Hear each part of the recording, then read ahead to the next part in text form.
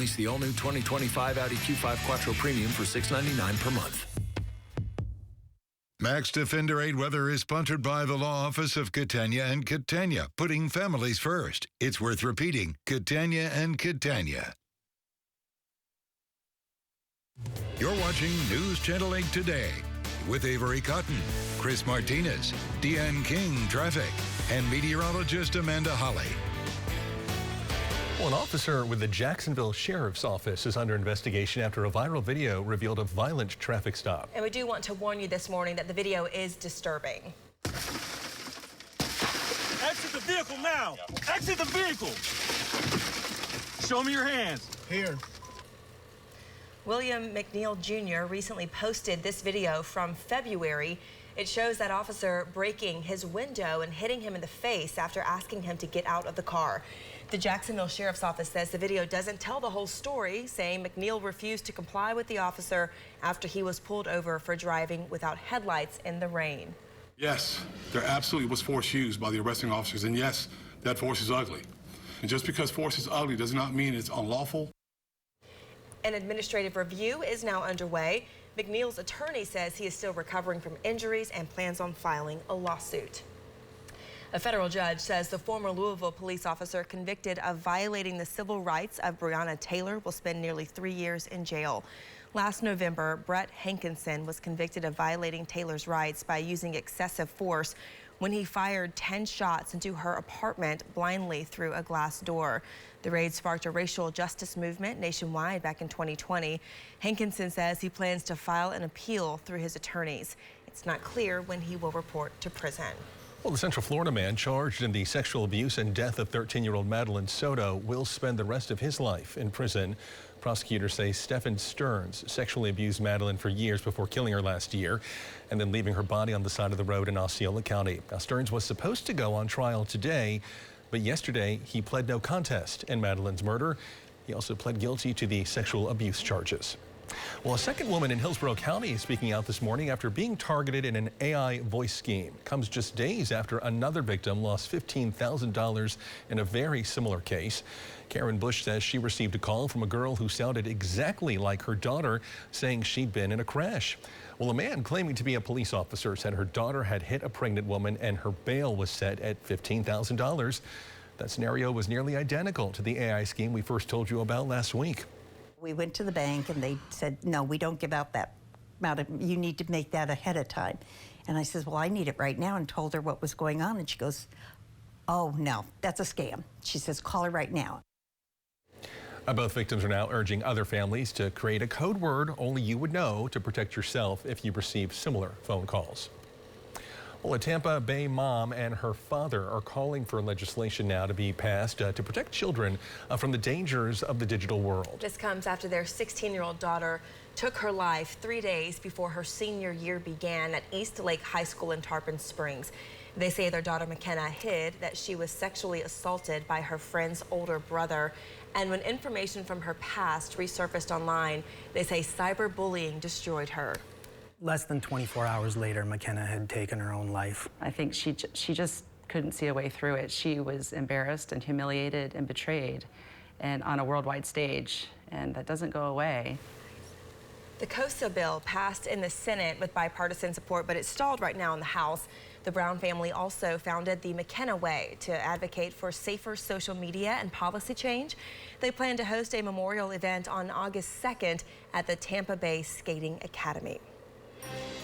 4:46 is your time, and this morning we are hearing from a group of neighbors in Largo who say they were forced out of their apartments and left without running water after a hole opened up nearby. The incident happened Saturday night from the Altura Largo apartments on Gladys Street. The building and the hole are still taped off. According to Largo Fire Rescue, a 5-inch water main ruptured and the leaking water caused erosion near the building. 15 people say the heat made things even more challenging. First, I bought jugs of water, and I tried to bathe my sink, but that didn't work. I've been going to my niece's house bathing. We reached out to Altura Largo management, who said they're focused on the safety of residents. They tell us they're waiting for a final inspection from the city to begin repairs. Indian Rocks Beach is getting some critical assistance to prepare for future storms. The state awarded the city nearly $500,000 to help purchase an aqua fence. That aqua fence can withstand up to 15 feet of storm surge. It's been used by Tampa General Hospital for years to protect their main campus from flooding on Davis Islands. Well, the aqua fence will be used to protect critical infrastructure in Indian Rocks as that city continues to recover from last year's storms. Well, the Sarasota community is working to breathe new life into the century-old Colson Hotel. The hotel used to serve as a safe haven for black travelers in the city during the Jim Crow era. In recent years, the building was at risk of being torn down by a developer, but the community came together to save it. Now the hope is to preserve the layout of the historic building and repurpose it for the community.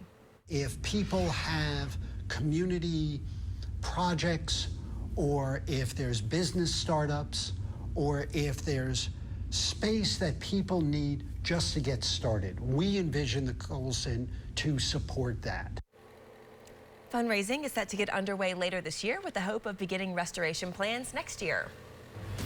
Happening today, high school students are spending a day on the water, fishing with Clearwater police officers and boat captains. Yeah, the event starts at 8 this morning at the Seminole Docks. 40 students are hitting the water from Clearwater High School and Countryside High School. Each of them provided with a fishing rod, a reel, and a shirt, all of that for free.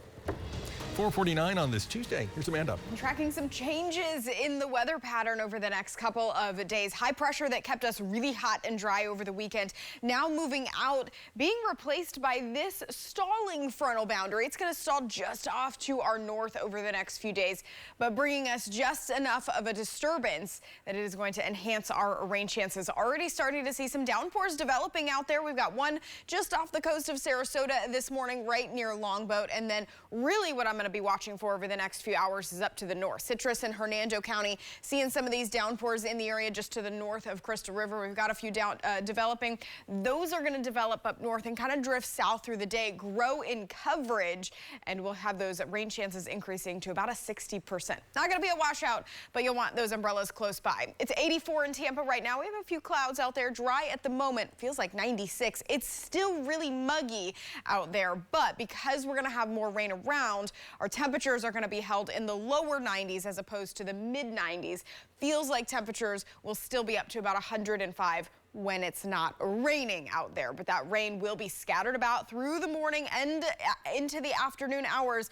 We'll see those rain chances continuing to stay elevated through about 6 p.m. Then I bring them down for a couple of hours. Can't rule out some overnight rain here heading into early tomorrow, and I keep rain chances high Wednesday and Thursday. The next 3 days, we're looking at 2 to 4 inches of rain possible with a level 1 out of 4 on that flooding threat, because we'll see a couple of rounds of downpours through Thursday. But then Saturday, Sunday, bringing those rain chances back down. Temperatures go right back into the mid 90s.